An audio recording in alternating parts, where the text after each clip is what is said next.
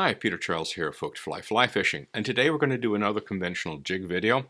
And this is a jig that's based on the Twitch fly pattern, and I have a video up on that already. You can see my Twitch flies here. Very successful for bass. Caught a ton of smallmouth on them. They'll, in a smaller size, they'll work for crappie. They work for trout as well. I mean, they're not that far removed from a woolly bugger. So, you know, if you're looking for a sort of a more subtle presentation for smallmouth with the jig, the Twitch fly jig is a good choice. And it's a proven pattern. It works as a fly. It'll work as a jig. So on the vise, I have one in white. I would suggest that you do this in multiple colors. Most common colors I use are black, white, olive, chartreuse, and occasionally purple.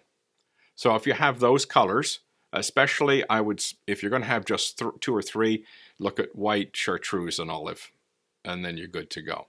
So you can use this in any color combination you want. Just pick one and works. Now, I will say that the colors are important.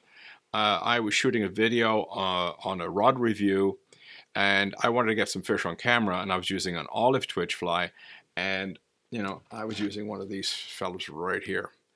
And I was getting nothing, not a single hit, not a sniff. I flipped over to the chartreuse, and it was fish after fish, fish after fish after fish, going through the same water.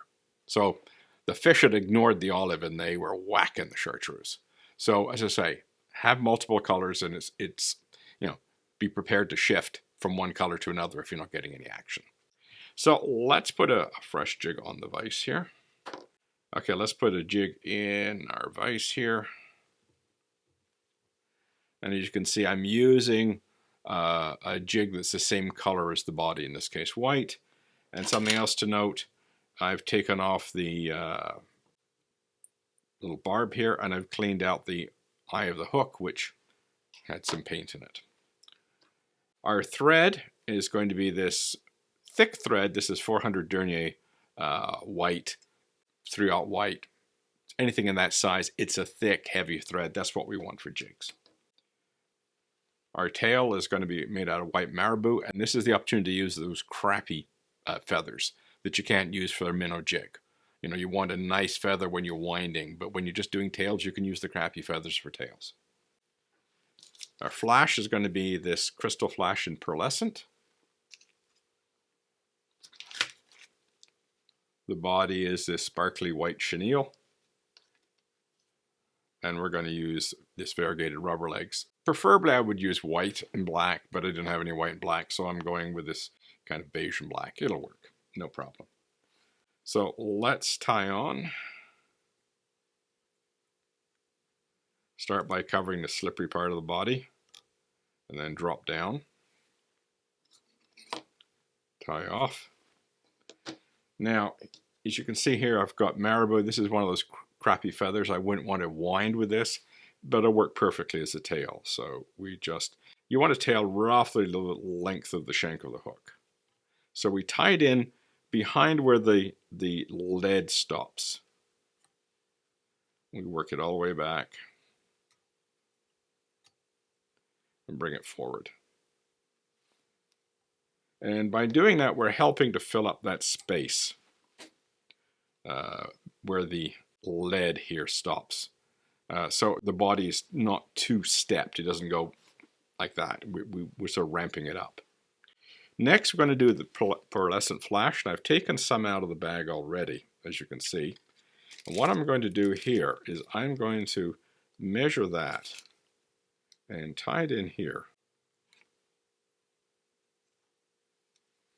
And then I'm going to bring this along the side. And then I'm going to cut it off. The reason why I'm doing this is that I can get two flies out of one set of strands of pearlescent crystal flash. If I was to just hack off a piece, it becomes a little clumsier to use. So then we'll just wind on the other side and then trim it the same length. So now we've got pearlescent crystal flash on either side of the tail. And I'll just bring that together and hold it and wind it a little bit further. Now we're going to take off a couple of inches of our chenille. We don't have to worry about building up bulk, so I'll wind that forward, trap the chenille, wind the chenille back all the way to the back of the tail, and wind it forward.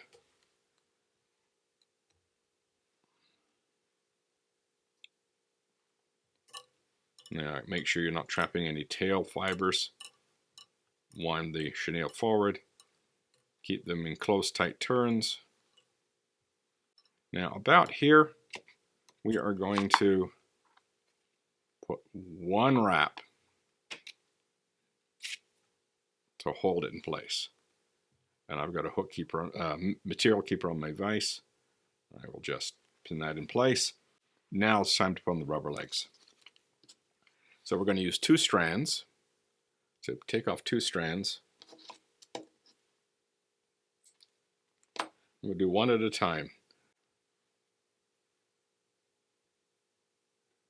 Just put in some soft wraps to keep it in place. Make sure it's in the middle. Flip it on the other side and do the same thing. Now we're going to trim these. When we're done, we'll trim them to the right length. Right now we're not going to worry about that. You see this one moved? That's normal. Just gently tug it till you get it into the right spot. Now wind it back so you're right up against the chenille. Now we're going to get some CA glue. This is really important. It really does help to make this jig a lot more durable. So a little bit right behind the head. There we go. Now we take our chenille.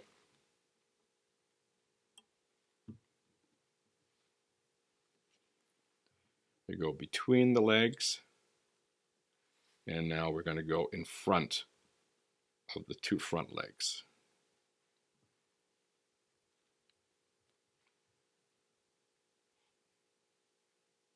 And we tie off. And the beauty of using this strong thread is I can really reef on it. Get it really snugged in there. Now trim your chenille. Make sure you don't trim your rubber legs. Take a moment to make sure everything is where it should be. If you see, I went in front of rubber legs. See, keep an eye on your rubber legs. Very easy to do what I just did. You're trapping a leg. We don't want that. So the glue hasn't set yet, so I can still move it around. Now here's a little trick for durability and keep your thread in place. I'm going to put a little bit of CA glue on my thread, about 2 turns worth.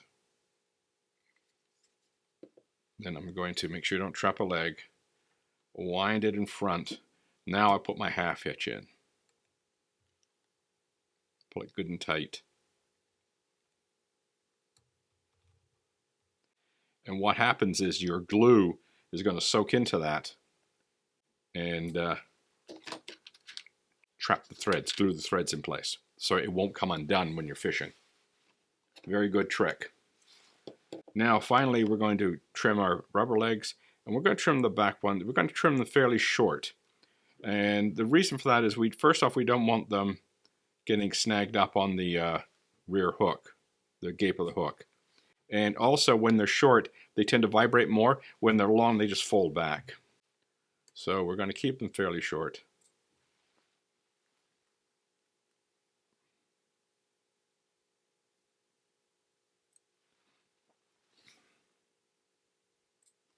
And you can see this one doesn't quite line up with that one. It really doesn't matter. Okay, the fish don't care. So there is our Twitch jig. We'll call it the Twitch jig. I'll put a video out on fishing these various jigs in the not too distant future. I'm going to get out to one of our local rivers. It's rather small, so it's more of a pocket water fishing situation, and show you how to fish this for smallmouth. Very effective, and as I say, in smaller sizes, you can do this for crappie as well. Crappie will probably take that. Don't forget trout. Trout will take stuff like this, usually white, And olive would be the colors I would use for trout. And I think you should have no trouble catching trout on them as well. Yeah, in olive, it's sort of a crayfishy kind of thing. So give it a try. It's a great little pattern. As I say, I've done great as a fly. There's no reason why it won't work as a jig. So give it a try, the Twitch Jig. Cheers.